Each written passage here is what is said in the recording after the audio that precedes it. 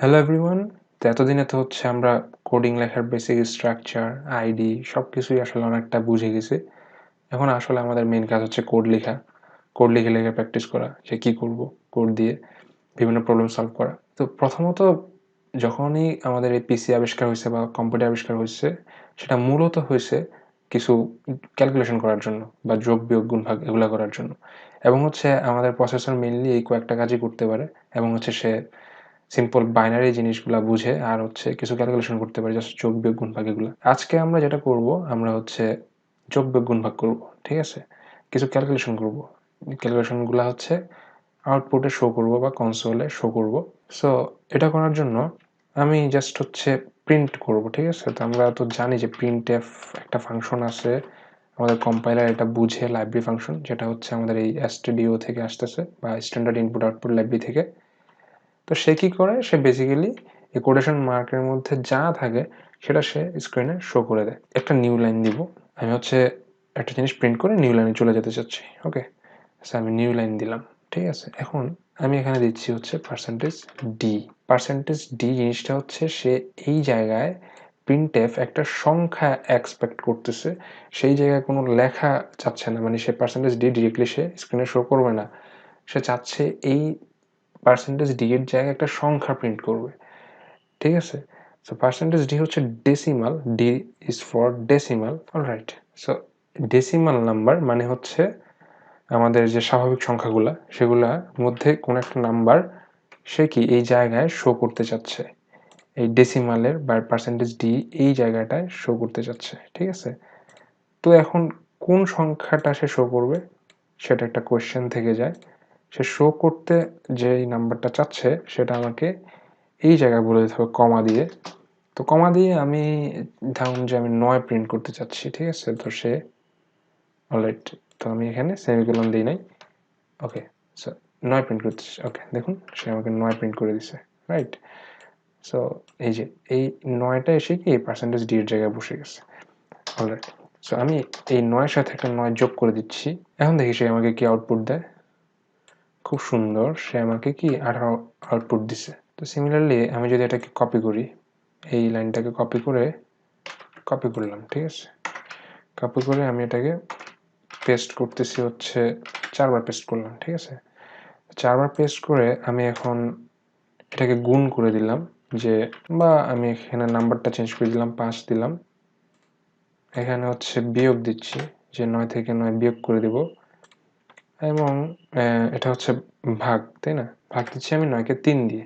ঠিক আছে? তো এটাই যদি আমি এখন রান করি, আমার আউটপুট কি আসার কথা? আমার আউটপুট আসার কথা হচ্ছে 9 প্লাস 9, এখানে আসার কথা হচ্ছে 18, এখানে আসার কথা হচ্ছে 45, এখানে আসার কথা হচ্ছে 0, এখানে আসার কথা হচ্ছে 3।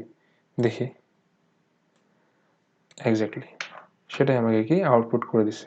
এখন এই ক্যালকুলেশনের কাজগুলা কি? আমরা যখন ম্যাথমেটিক্সে ক্যালকুলেশন করি, আমাদের হচ্ছে কি চলক দরকার হয়, ওই মানটাকে চেঞ্জ হয় টাইমের সাথে সাথে। সো এই জায়গা থেকে আমাদের আসলে ভেরিয়েবলের দরকার হয়।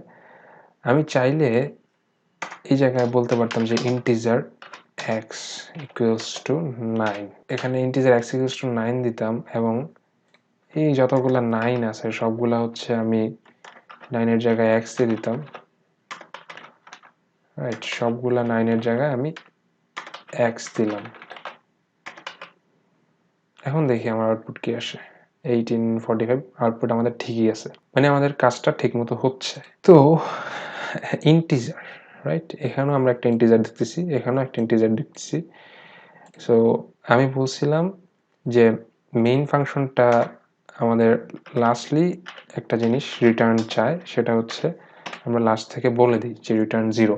তো আমরা তো এখানে একটা ইন্টিজার ডিফাইন করছি, এটা হচ্ছে int দিয়ে আমরা কি একটা ইন্টিজার ডিফাইন করছি। ইন্টিজার মানে হচ্ছে পূর্ণ সংখ্যা।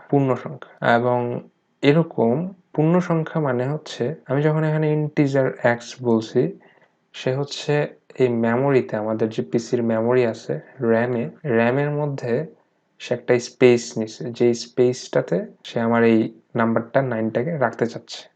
তো এই স্পেসটা হচ্ছে কি x। ঠিক আছে? তো এই স্পেসটার মধ্যে সে কি নাম্বার 9টাকে রেখে দিছে। এই যে ইকুয়ালটা দেখতেছি এখানে ইকুয়াল মানে হচ্ছে called an assignment operator. Assignment operator তো আমরা যখন গণিতে যখন অঙ্ক করছি অঙ্কতে আমরা ইকুয়াল দিছি মানে কি সেটা বুঝাইছে যে সমান, যে x equals to 3 যদি আমরা গণিতে লিখতাম তখন মানে হচ্ছে যে x এর মান 3, এখানেও তাই, কিন্তু এখানে x কোনো মান না, আমরা যখন এটার সামনে একটা ইন্টিজার দিই সে বুঝায় যে এটা একটা স্পেস, মানে হচ্ছে এই যে মেমোরিতে সে একটা জায়গা করে নিছে, এই যে এই জায়গাটা সে কি ডিফাইন করে ফেলছে x। এবং আমি যখন এই অ্যাসাইনমেন্ট অপারেটর দিয়ে 3 দিচ্ছি বা 9 দিচ্ছি তখন সে ওই 9 মানে হচ্ছে কি এই 9টাকে সে এই x এর মধ্যে রাখতেছে বা এই স্পেসের মধ্যে রাখতেছে। তো এটা হচ্ছে একটা ইন্টিজার, ঠিক আছে? এটা একটা, এই যে ইন্টিজারটা লিখলাম এটা হচ্ছে কি একটা ডাটা টাইপ, যে আমাদের এখানে কি এগুলো কি একটা ডাটা বা হচ্ছে কি একটা উপাদান।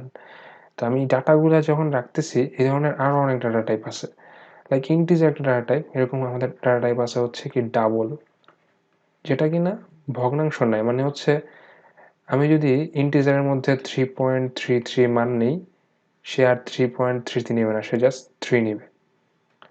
তো এই জিনিসটাকে রাখতে হলে আমার দরকার হয় হচ্ছে ডাবল, দেন আছে হচ্ছে আমাদের এরকম ফ্লোট।